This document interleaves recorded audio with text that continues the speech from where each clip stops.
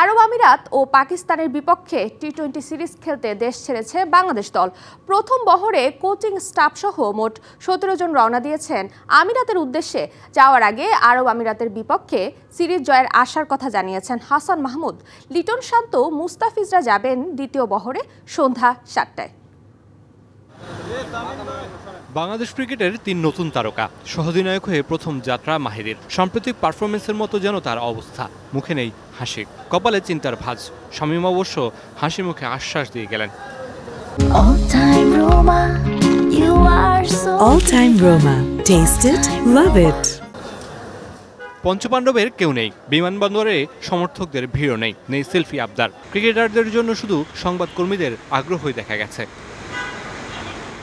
প্রথম বহরে 17 জন বিমান ধরেন। লিটন, মুস্তাফিজ, শান্ত, হৃদয়ের মতো সিনিয়ররা দ্বিতীয় বহরে। জুনিয়রদের সকালের ঘুম নষ্ট করে আমিরাতে রওনা দিতে হয়েছে।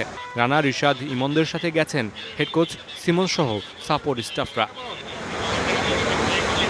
আমিরাতে 2 দিনের অনুশীলন করে নামতে হবে টি-20 সিরিজে, যে সিরিজে পাওয়ার চেয়ে হারানোর সংখ্যা বেশি। 17 ও 19 মে হবে 2টি match.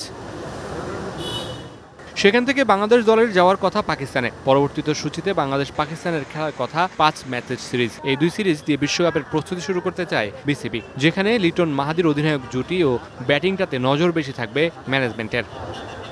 Mamunur Rashid, DBC news, Dhaka.